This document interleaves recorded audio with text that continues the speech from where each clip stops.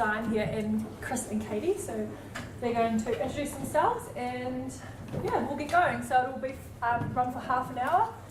If you do need to leave at any point, that's fine. The emergency exits are where you came up through the stairs. Don't use the lifts, and there's one around the corner, so just follow me, and that's about it. So I'll let these guys kick it off.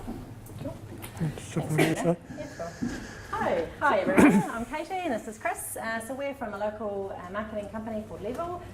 We focus predominantly on strategy and design, but I guess everything in and around marketing. We're a relatively new company in Whangarei, but we've both been working in this area for a long time. My focus has been predominantly around communications and strategy, and Chris works with design and strategy. So what we wanted to do here today is really just to give you some tools and techniques and tips that you can take away with you to help you develop your own marketing strategy. You might have one already in place that you're wanting to update, or you might be starting from scratch. Hopefully, if you are starting from scratch, this makes it a little bit less daunting. We're going to pack in as much as we can into the next 20 minutes or so, and we've also got some material just for you to take away at the end, and hopefully we'll have some time once we finish talking for questions. Cool. So the first thing we wanted to point out is just that, like the fact that every business is different and unique, so is every marketing strategy. So this isn't necessarily a templated process that you can work through from start to finish for every company. It's not the same process or the same thinking for every company. So as much as you can download something off the internet and use that as the basis for developing the strategy, that's a great place to start. But I guess from our perspective, the first thing we do is really get to know our business and our customer, because every strategy is going to be different depending on their business and their unique goals. Point it that way. Point it that way. That's my tip. Okay. So as much as every strategy is different, one of the things that we really focus on is generating insights. An insight is something, a truth about your customer or a fact about your customer or your product that you can really leverage in your marketing. You want it to be something new that no one's thought about before, and you want it to be something that you can talk about and drive forward with your marketing. So an example of that would be, in the tea market, we're going to talk about tea a lot because that's our sample for this. I really like tea, so that's why. But if you think back, in tea in the old days, it used to just be black tea. And one of the things that marketers realised is that it was boring, people were over it. And so that's why now you see a whole range of fruit teas, different flavour teas in the marketplace. And also why you see in the marketing that they're talking more about the experience of having tea, trying to make it more of a ritual for people and that kind of thing. So that's them using that insight of consumers are sick of tea and driving forward their marketing with it. So another maybe more relevant or current example around the tea industry is something like if you were going through some customer research and you had a chamomile tea product amongst all of your product range, you might get some customer feedback that people come back to you and tell you that they feel that your tea helps them sleep better. So the insight then is that your chamomile tea is something that helps people sleep better. So you might be targeting all your marketing up to that point around the flavour of your chamomile tea. What this does as an insight is allows you to think about who else you could potentially market your tea to, because you're not just talking to people who like drinking chamomile tea. You can now potentially talk to people who want to find things to help them sleep better. So I guess that's something that we will try and keep coming back to through the presentation, is when and how you might identify those kinds of insights. So we believe that at the core of every marketing strategy are these four things: your product, your audience, your brand, and your plan. So we're going to go through each of these. Obviously there's a lot of work around each of those. We're going to give you a couple of techniques today for each one that'll hopefully get you started and just provide a useful tool to get your thinking in the right direction. Katy, with the clicker. Yeah. So the first one is understanding your product. Now the first thing you need to do when you're trying to understand your product is understand that it's not just your product. It's a whole suite of things around your product, right from when people first interact with it, right to then getting it home, using it, and how that makes them feel. Yep. So a great way of working that out is to use this little system here, which is to start with how did they find it? So that's all your advertising channels, whether it's a Facebook ad or you talking to them in a store or them just talking to their mates at home. Going into how did they buy it, so looking at your sales process, maybe it's an online sales form that they fill out, or maybe you go and stand in a trade show and sell it to them there. And from there, getting into how does it work. So that's your actual product. What does it do? How does it work? And then from there into how does it make them feel. So when they've used your product, what is that making them feel? Right through actually when they're using it, right through to after, and maybe a couple of days later, how does that feel with them and what's resonating with them. So what we do is we sort of map this out visually, but you could do this in a simple flow diagram, or a list works as well. So we'd start with finding your product, and if we're going with tea, they might be going on Facebook and seeing some ads, or they might be going to talk to their friends in the store, or they might see your product on the shelf somewhere. And so you map that out, and what that does is give you all the touch points that your customers are using, and you can see where they're contacting with your product and how they're contacting with your product, and use that to guide your strategy. After you've done that, you can move into buying, which is, again, they might be buying online in the store, or they might be talking to your sales reps, or they might be finding it some other way that you don't even know about, and they're buying it from someone else. That gives you a great place to start your communications with your customers, because that's where you're talking to them directly. But it's a great way to see if your brand's on time and your messaging is consistent through your whole sales process. After that, you're going to get into using your product, and you might think that everyone's drinking the tea at home and they're going home and having a relaxing cup of tea, and that's what the product is for. But an insight might be that you find that half your customers are going and using it in a meeting at work before they go into a meeting to relax themselves, or maybe they're going to a presentation and they want to chill out a bit. And so that's an insight that you can use and drive your marketing. So you can start talking about your tea as a relaxant and using it during the day instead of just as something that helps you sleep better at night. And from there you go into feeling. So maybe it's as simple as they're happy with your product, they're not happy with your product, and you can sort of develop from there. But it also might be making them feel connected with their past. My mum's British, so drinking a cup of tea is a bit of a ritual in our house. And so that to me is something that you can use as an insight, and you can say, well, we're going to sort of push forward with this ritual, and sort of in our marketing talk about how bringing the family together and having that tradition. And that's something that you can use to connect with your customers in your marketing. So the next part of looking at your product is thinking about a unique value proposition for your customers. So this is something that is sort of a defining statement around your product, and it really helps to guide your marketing strategy. So our key bit of advice around this is that your value proposition isn't something that is going to that talks about what you're doing for your customer. It's about what your customer is how your customer benefits from your product. So I'm looking at our tea example. There's a couple of ways that you can look at this. The top one is something that is important for you as a business. So you might make more tea than anyone else, but that doesn't actually necessarily benefit your customer. You could be the smallest tea company in town and still have the best product and the best experience for your customers. So when you're thinking about your unique value proposition, we encourage you to start with wording along the lines of, when I use this product, whatever it is. So for tea as an example, our version is, when I drink this tea, I feel healthier. What you're doing is you're linking the product benefit to your product, and that links back into the feelings and the emotions that your customers feel when they use your product, and that's really important as part of your marketing story. So when you're working out your unique value proposition for your product, think really hard about how it benefits your customers and how your customers would talk about it, not how you would talk about it. So the next part, once you've delved into your product a little bit, is looking at your audience. So trying to identify who your audience is, who's interested in your product and why. The key thing here is that demographics are really the defining factor of your audience. So what you really want to get into is targeting your marketing down as much as possible. So this is so that you are not trying to market to everyone all of the time. It's really hard to do that. It's really expensive to do that.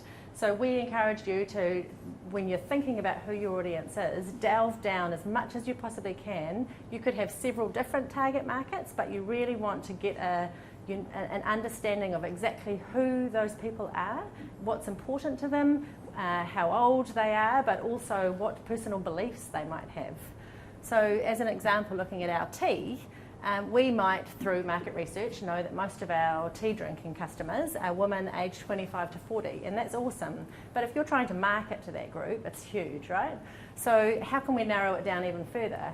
One thing that you could look at is who's using it the most. So for women who in that age bracket who are drinking tea every day, they're actually really valuable customers to you because they're using your product more than others. So from a sales perspective, that's a really good focus to narrow your marketing strategy and your messaging down. So this is a tea that we encourage you to drink every day.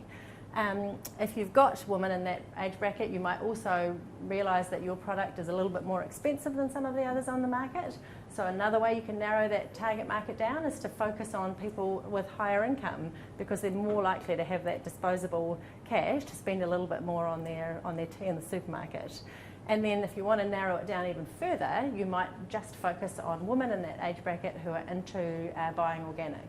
So you can see, rather than trying to talk to a woman aged 25 to 40, now you're talking to a very specific type of woman in that age bracket, and you can almost picture her. And what that does is it almost lets you develop a bit of a persona for that audience. So when you're talking to her, when you're writing your marketing messages, you kind of feel like you're talking to a person as opposed to a market. It really helps to sort of get your messaging more relevant to that specific person. So once you've identified your audience, you're going to want to start communicating with them. And the best way to think about it is, when are they thinking about your product? When do they want your product? And where are they engaging with media at that time? What that means is you're not going to have to engage with every single channel and communicate to people all the time, because it's the same as if you've got a massive audience. It's really expensive to do that. So for an example, with our tea, you might decide that people are drinking tea at 10:30 in the morning and 3:30 in the afternoon during the workday in their breaks.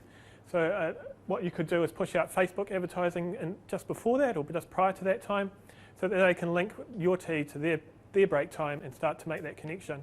Whereas if you'd sent that out at, say, 7 o'clock at night when they're having a beer, it's probably not going to be of interest to them. Another thing, again, is a lot of people drink tea when they have something sweet. So you might start connecting your product with that, whether that's simply putting your product next to sweet things in the store, or showing it in your marketing advertising, or maybe advertising in magazines that promote cakes and that sort of thing, just to start creating that link and building that story for people and connecting with them when they're thinking about your product. Sorry. Yep, that's all. So the next step in the process is defining your brand. What you really want to do is make sure your brand is standing out, and to do that you need to be leading the way. You can't follow whatever other people are doing. So we use this tool. It's quite simple to use. You just write your market in the top, whatever that might be, car sales or florist or whatever that is, and then underneath in those categories you're going to put all the areas that you compete on and your competitors are using to decide.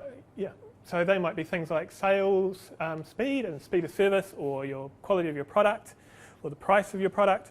And then you're going to look at those and think about things where you stand out and where your competitors stand out, and pick one or two and just push forward with that. And you're going to really use those in your marketing. That's what your messaging is going to be about. And you're not going to ignore the other ones, but it just gives you those key areas to start talking about and leading the way.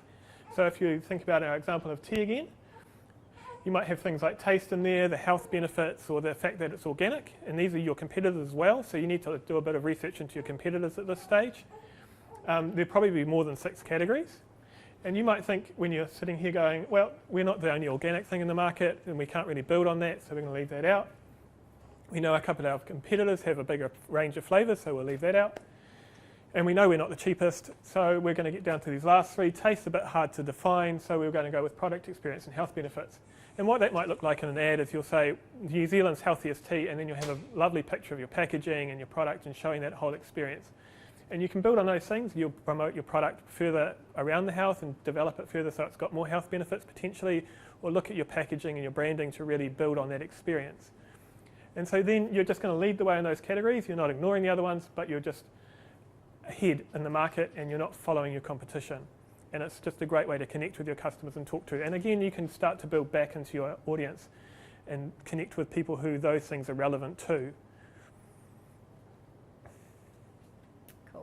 So the other really important part of your brand, obviously, is emotion and the emotional response that people have to your brand. So we talk about the fact that it's all about emotion, well, almost. So the idea behind that is that every time we buy something, every time we look at purchasing something, emotion actually plays a huge part in that decision making.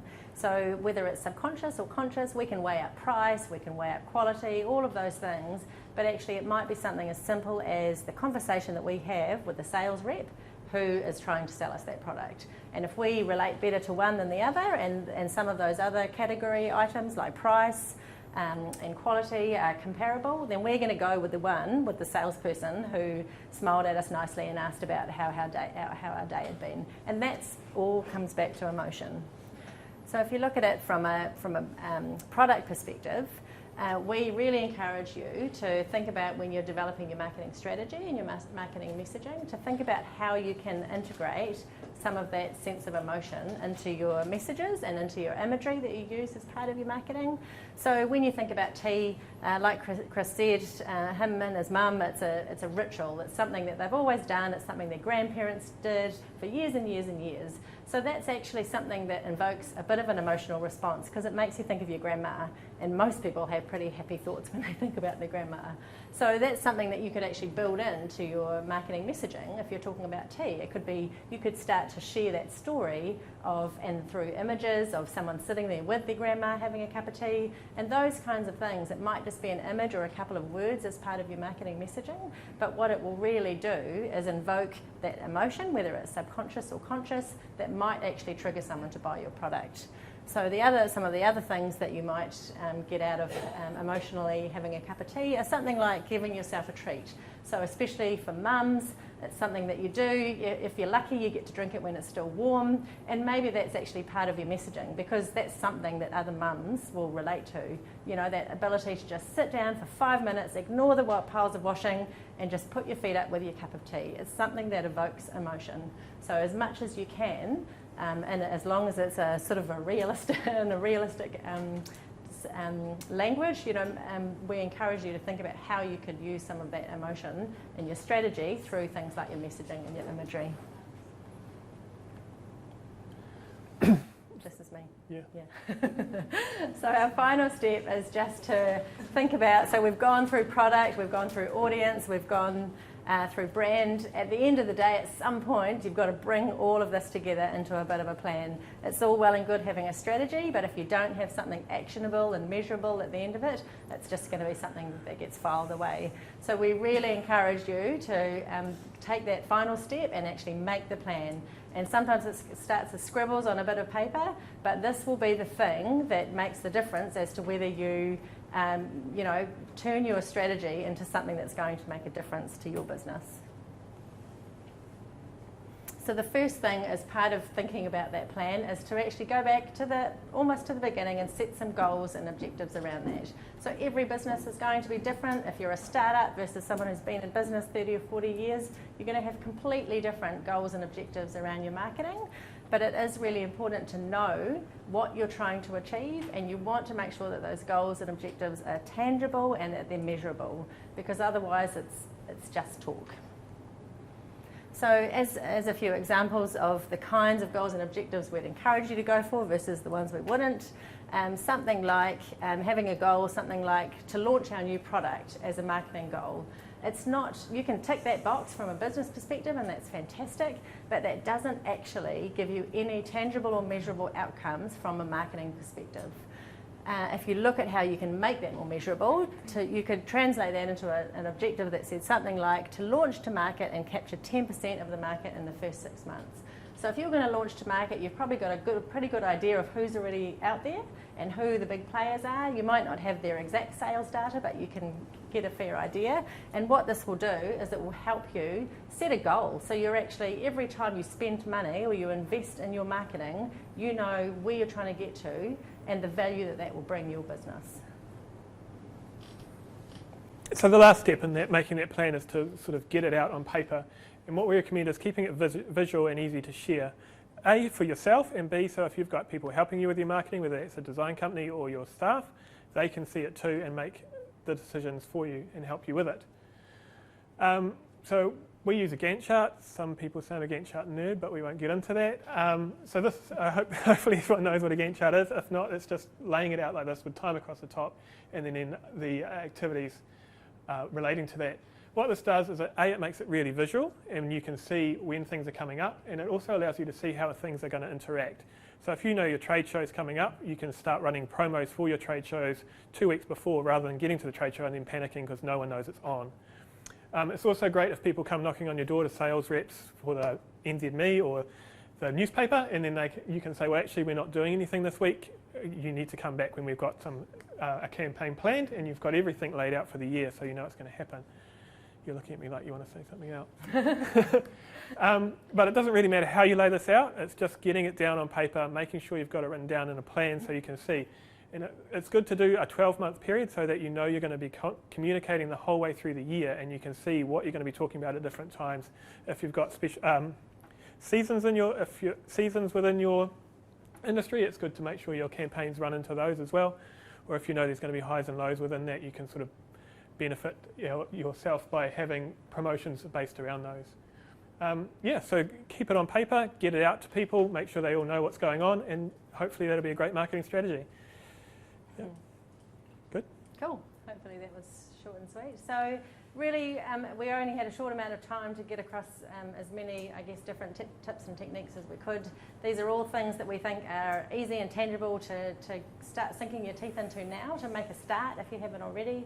And if you have already got a marketing strategy in place, maybe you can go back with some of these thoughts and just sort of relook at something like your audience as an example. You know, are you still trying to talk to everyone all of the time? Or can you perhaps narrow that focus down into a couple of key personas or key different types of audiences, and then really start getting into, like Chris was saying, thinking about when they're thinking about your product and where are they when they're having those thoughts. So are they sitting in the doctor's waiting room flicking through a magazine? Are they on Facebook? Are they on an aeroplane? Are they in their car?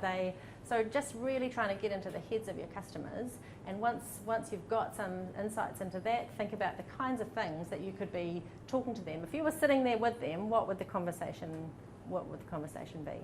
So we've got some information for you to take away that just goes over some of the things that we've talked about today. And if anyone has any questions, how are we going for time? Got a question coming from someone who's watching online. Cool. Have you worked with SaaS software companies, and what are the challenges for international sales? So I think something like international sales can be really tricky because in every country there's different rules and regulations that you need to be mindful of. Just getting product from one country to another can be a hugely challenging task. It's not something that we personally have a lot of experience in, so it's the kind of thing that we would be keen to learn about, but it's not a specialist area for us. Cool. Does anyone else have any questions? How do you market something that's a compliance thing rather than emotional buy? Like what? So, legally it says you must, so we've got insulation, we've got, Yeah. and the law says that you must insulate your company now by law by 2019. Yeah. But I think, there is an emotion around that you're going to be in trouble or there's going to be a punishment if you don't do it. And you can go down that sort of negative route. It's not ideal. When you're talking about emotions, you really want to build brand loyalty through those emotions. So that's why you're going to come back and use that product again or buy that product again. But if you're talking about something that you have to be compliant, you can still talk about the benefits of why you want to do that and why your company is the company to use for that product. You can say you have to do this, but why is your company the one that I'm going to choose to get my insulation from, and build the emotion that way, which might be that it's warmer and healthier for your kids in your house. I think at the end of the day, there's a reason behind the insulation, right? So what's the purpose of insulation? What does that do for us? It might not be, if you're a landlord as an example, you're getting paperwork now that tells you you're required to put insulation into all of your rental properties. But think about what that insulation will do. Think about the difference that insulation is going to have for that family living in that home. It will benefit them. The tricky thing for you is that it doesn't benefit you directly. But I think that by linking you to the people, because they're human beings who are living in that rental property, they are going to be warmer and healthier and drier because of that insulation. And that still has an emotional link back to you. I think the other thing that you can do is talk about the other benefits to you as the landlord, which might be that actually your house is then compliant, which makes it something that's going to continue to be an investment to you and bring you revenue long term because you've taken that step to make it compliant. So I think there are, I hear what you're saying, and compliance, when someone's being required to do something, it's not an easy conversation, but there are still ways that you can have that conversation and get them to think about the potential benefits without it feeling like someone, coming down on you and forcing you to do something, forcing you to purchase something. Yeah.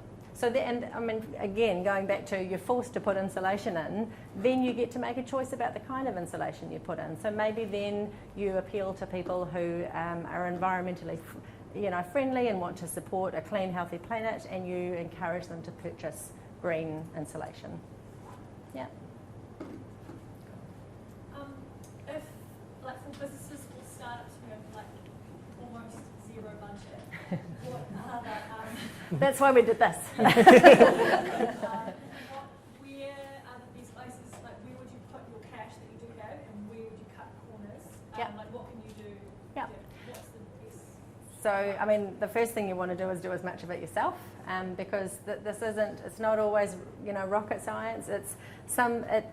For a lot of these strategies, it's really just taking the time to go through all of these different stages and really put the time and effort into the research and understanding and all of those different elements, which when you're a business owner, or especially when you're a startup, sometimes it's really hard to find that time yourself. And also it's really hard to have an outside perspective on your business when you're living and breathing it every day. So one thing that we do quite often for people is just provide them with an external set of eyes and ears, which actually is really beneficial to them as a business. So if you're a startup with something like marketing, you want to do as much as yourself as you can. You'd want to really narrow your target markets down as much as possible so that you can talk to really specific targets, which makes it cheaper to talk to those people. And you can look at things like online as opposed to offline is going to be a whole lot cheaper. Because you can manage your budget. So you can do AdWords or Facebook ads, and you can set a budget of $5 a day, and you're never going to exceed that cost. You got any? Yeah, and I think starting with the strategy as well is really going to save you money, because you're not going to just be buying some print ads that aren't going to relate to anything. You can see where you're going to spend your money, you can plan it out, and you can make sure you're getting the most bang for buck out of your whole marketing strategy, campaign rather. We find a lot of people go off and build a website, and then maybe they could have sufficed with just a Facebook page, or those kind of decisions. If you sat down and planned out your year in advance, you really know what's going to get the most for you. So that's probably the best way to save money, I think, and it's something you can start and do yourself. Sorry. On, your product, is that what you're better off spending your money on as well? Like, your website, people can build them for you, or you can build it off the shelf. Let's say a Facebook page, and then pouring all that extra money that you're going to put on to building a website into getting your message out there. It really depends. Yeah. Depends on your business. Yeah. Exactly. Like, some people need a website. Like, you're going to have, I don't know what sort of business it might be, but if you need to do online sales, you're going to need a website. And so there's those sort of decisions you make.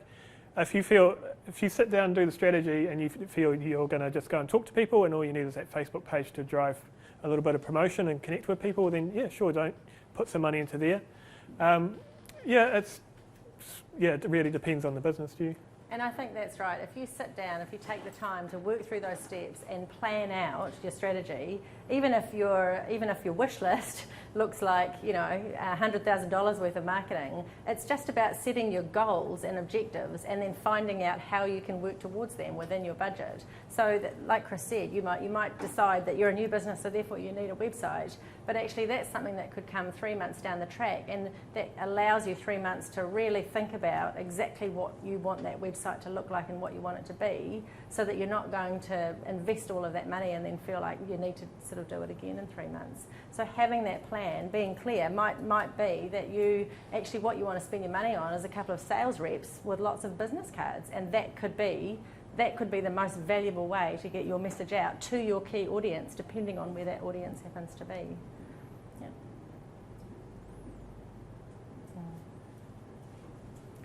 Any last questions?